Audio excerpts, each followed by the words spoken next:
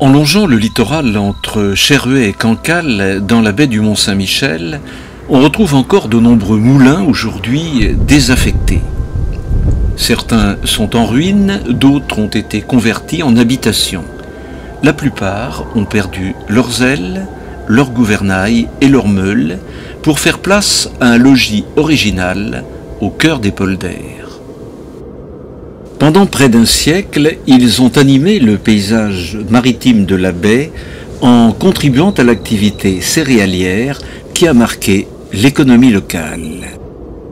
Pour ressusciter cette mémoire oubliée, retrouvons Jean-Jacques Chartier, historien local et auteur d'ouvrages qui s'est notamment penché sur l'histoire de ces moulins disparus. Mais au fait, pourquoi une telle concentration de moulins ici sur le littoral ? Donc nous sommes dans les marais de Dole et il ne pouvait pas y avoir de moulins à eau dans les marais de Dole. Seuls les moulins à vent étaient possibles parce que le courant n'était pas assez puissant dans les canaux qui servent à dénoyer. Et en conséquence, on avait 2 moulins sur le haut du Mont Dole et tout le long du littoral.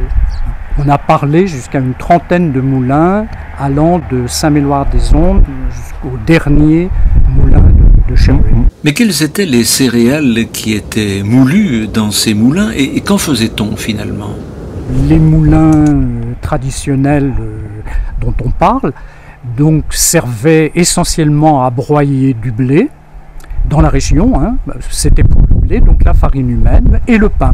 Le pain qui est la base vraiment de l'alimentation jusqu'aux années 1950.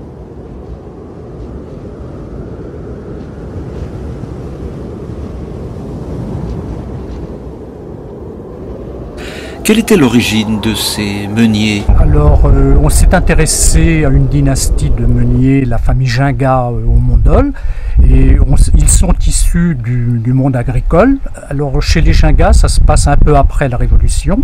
Le premier ancêtre auquel on s'est intéressé était agriculteur, quand son fils va devenir meunier, et de là, ils vont aller jusqu'aux années 1950.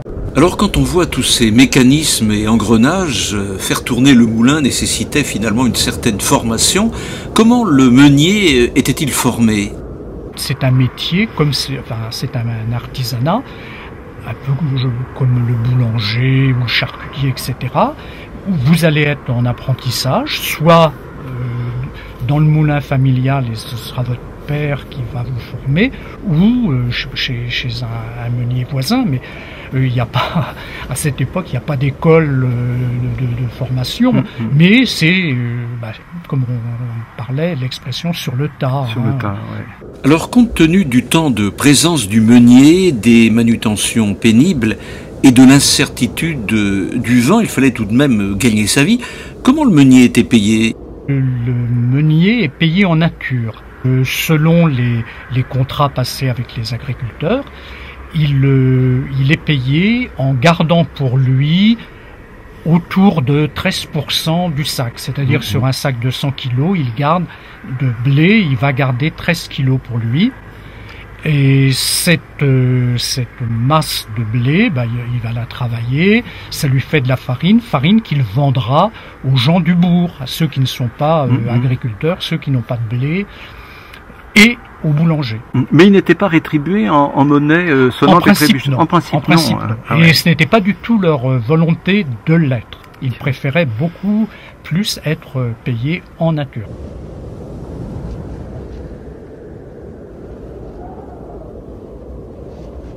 Le meunier allait chercher le vent en fonction de l'orientation des ailes, enfin, du vent. Pour aller chercher le vent, il faut que le toit puisse pivoter et mettre les ailes face au vent.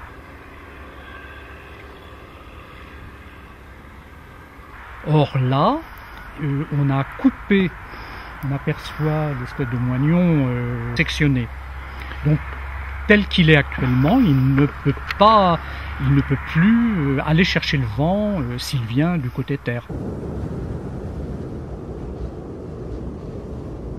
Alors, est-ce que ces moulins ont encore à l'intérieur des rouages, des meules et différents appareillages? Celui-ci, non, parce que quand la commune de Cherhuet l'a racheté, il était déjà une résidence. À l'époque de leur activité, les moulins avaient bien sûr tout leur équipement en bonne et due forme. Mais le problème majeur de ce métier de meunier était lié à la présence du vent, pas toujours disponible, même en proximité maritime.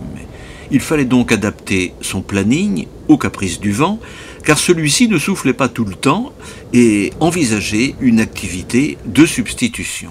On a, au cours de l'année et des saisons, des périodes plus ou moins propices au travail du moulin, mais même à l'intérieur d'une période, le vent, ça peut changer au jour le jour, et donc tous les meuniers ont forcément une autre activité. On estime qu'un moulin à vent, dans le meilleur des cas, peut travailler, on parle de 180 jours utiles. Et donc ça fait la moitié de l'année, et il faut qu'il ait une activité annexe. Et cette activité annexe, dans l'immense majorité des cas dans la région, ils sont agriculteurs. Mais dans les régions de vignes, ils vont être vignerons, etc. On cite même des cas de petit artisanat, des gens qui sont tourneurs de bois.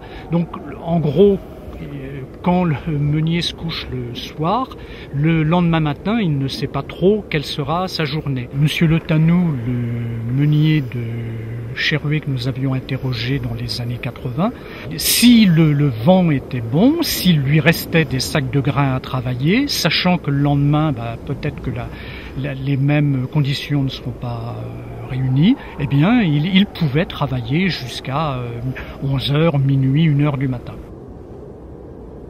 Mais quelle était la production de ces moulins traditionnels avant l'arrivée des minoteries qui vont finalement concurrencer ce savoir-faire artisanal? La puissance de ces moulins, c'est 1 quintal heure, c'est-à-dire 100 kilos, il leur faut 1 heure pour moudre 100 kilos de blé, ce qui est très faible par rapport aux minoteries, les grands concurrents qui vont s'installer dans la région. 2 minoteries vont s'installer à Dole vers la fin du 19e, autour des années 1870.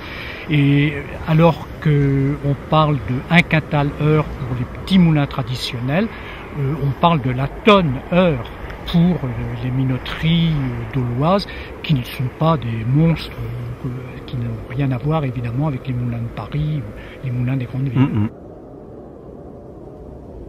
Les moulins traditionnels ne sont plus du tout compétitifs et donc peu à peu vont fermer. Le milieu du 19e siècle fut l'âge d'or des moulins à vent avec une population française en forte croissance, nécessitant de nombreuses bouches à nourrir. Mais l'arrivée des nouvelles technologies comme la vapeur, le gaz et l'électricité vont concurrencer la production éolienne en mettant un terme définitif à l'activité des meuniers vers les années 50. La route des moulins entre Cherhuet et Saint-Méloire-des-Ondes nous rappelle la mémoire de ce vieux métier qui a fait tourner, si l'on peut dire, l'économie locale.